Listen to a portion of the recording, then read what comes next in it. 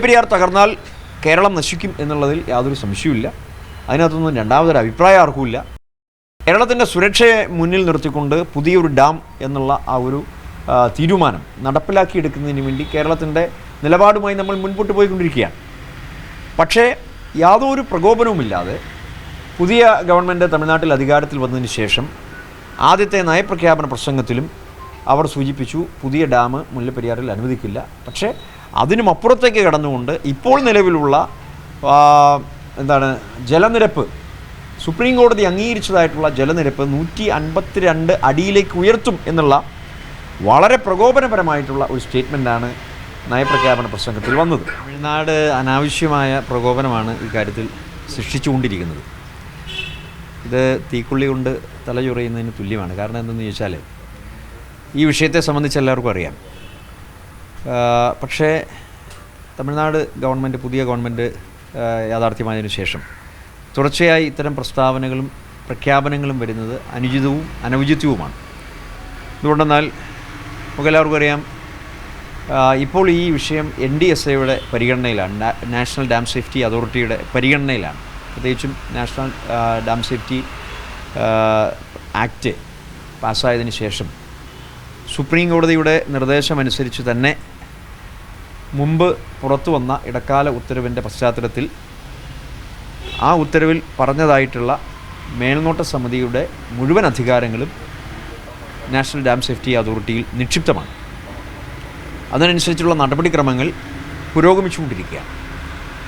ഇപ്പോൾ ഈ വിഷയത്തിൽ കേരളത്തിനും തമിഴ്നാടിനും ഒരേപോലെ തന്നെയുള്ള ഒരു തലത്തിൽ തന്നെ കാര്യങ്ങൾ നിൽക്കുകയാണ്. എന്തുകൊണ്ടെന്നാൽ നാഷണൽ ഡാം സേഫ്റ്റി അതോറിറ്റിയുടെ പ്രവർത്തനങ്ങൾ ആ വിധത്തിലാണ് ചിട്ടപ്പെടുത്തിയിട്ടുള്ളത്. ഇനി തുടർന്ന് നടക്കേണ്ടത് കോംപ്രിഹെൻസീവ് ഡാം സേഫ്റ്റി ഇവാലുവേഷനാണ്. സമഗ്രമായിട്ടുള്ള ഡാം സുരക്ഷാ പരിശോധനയാണ് നടക്കേണ്ടത് CDSE എന്ന തലത്തിൽ. അപ്പോൾ ആ സമഗ്ര സുരക്ഷാ പരിശോധന നടത്തേണ്ടതായിട്ടുള്ള ഇൻഡിപെൻഡൻറ്റ് പാനൽ ഓഫ് എക്സ്പേർട്സ്, അതിവിദഗ്ധരായിട്ടുള്ള ആളുകളുടെ സമിതി രൂപീകരണം അതുൾപ്പെടെ യാഥാർത്ഥ്യമായി കഴിഞ്ഞു. ആ സമിതിയുടെ രൂപീകരണത്തിൻ്റെ അവസരത്തിലാണ് മുൻ LDF ഗവൺമെൻറ് സമർപ്പിച്ചതായിട്ടുള്ള കേരളത്തിൻ്റെ പ്രതിനിധിയെ ഏകപക്ഷീയമായി NDSA പിൻവലിക്കുകയും തുടർന്ന് അവരുടെ ഭാഗത്തു നിന്ന് മറ്റൊരു ഉദ്യോഗസ്ഥനെ നിയമിക്കുകയും ചെയ്തത്. ആ ഘട്ടത്തിൽ വലിയ വിവാദമായി. അപ്പോൾ UDF ഗവൺമെൻറ് അധികാരത്തിൽ വന്ന ആ സമയത്താണ് ഇതൊക്കെ സംഭവിച്ചത്. അപ്പോൾ നമ്മൾ നമ്മളുടെ പ്രതിഷേധം അറിയിച്ചു. ഗവൺമെൻറ് തലത്തിൽ തന്നെ കത്തിടപാടുകൾ നടന്നു. MP എന്നുള്ള നിലയിൽ ഞാൻ നേരിട്ട് പോയി അവിടെ കൂടിക്കാഴ്ച നടത്തി. അപ്പോൾ എല്ലാ കാര്യങ്ങളിലും നേരായ തരത്തിലുള്ള ഒരു പ്രവർത്തനം മുന്നോട്ട് പോയിക്കൊണ്ടിരിക്കുകയാണ്. കേരളം എന്താണോ പറഞ്ഞത്, ഇപ്പോൾ കേരളത്തിൻ്റെ പ്രതിനിധിയെ പിൻവലിച്ചത് ശരിയല്ല എന്നുള്ള ആ ഒരു വിയോജനം രേഖപ്പെടുത്തിയപ്പോൾ കേരളത്തിൻ്റെ പ്രതിനിധിയെ തന്നാൽ ഞങ്ങൾ ഉൾക്കൊള്ളിച്ചുകൊള്ളാം എന്ന് പറയുകയും മറുപടി കത്ത് കേരള ഗവൺമെൻറ് നൽകുകയും ചെയ്തു.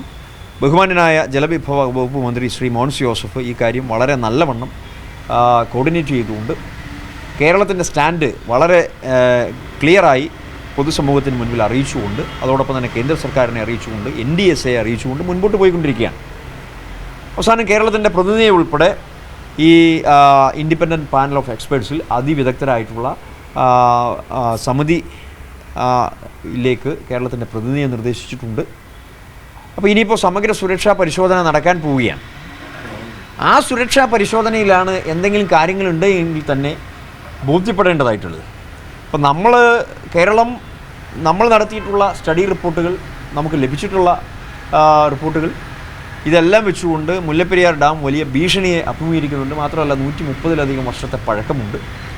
കാലപ്പഴക്കം ചെന്ന ഡാമുകൾ അത് ഇന്ത്യയിലാണെങ്കിലും ഇന്ത്യക്ക് പുറത്താണെങ്കിലും എന്താണ് സ്ഥിതി എന്നുള്ളത് നമ്മുടെ അനുഭവമാണ്. പെരിയാർ തകർന്നാൽ കേരളം നശിക്കും എന്നുള്ളതിൽ യാതൊരു സംശയവുമില്ല. അതിനകത്തൊന്നും രണ്ടാമതൊരു അഭിപ്രായം ആർക്കുമില്ല.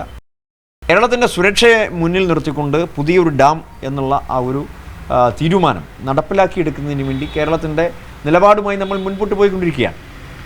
പക്ഷേ യാതൊരു പ്രകോപനവുമില്ലാതെ പുതിയ ഗവൺമെൻറ് തമിഴ്നാട്ടിൽ അധികാരത്തിൽ വന്നതിന് ശേഷം ആദ്യത്തെ നയപ്രഖ്യാപന പ്രസംഗത്തിലും അവർ സൂചിപ്പിച്ചു പുതിയ ഡാം മുല്ലപ്പെരിയാറിൽ അനുവദിക്കില്ല. പക്ഷേ അതിനുമപ്പുറത്തേക്ക് കടന്നുകൊണ്ട് ഇപ്പോൾ നിലവിലുള്ള എന്താണ് ജലനിരപ്പ് സുപ്രീം കോടതി അംഗീകരിച്ചതായിട്ടുള്ള ജലനിരപ്പ് 152 അടിയിലേക്ക് ഉയർത്തും എന്നുള്ള വളരെ പ്രകോപനപരമായിട്ടുള്ള ഒരു സ്റ്റേറ്റ്മെൻറ്റാണ് നയപ്രഖ്യാപന പ്രസംഗത്തിൽ വന്നത്.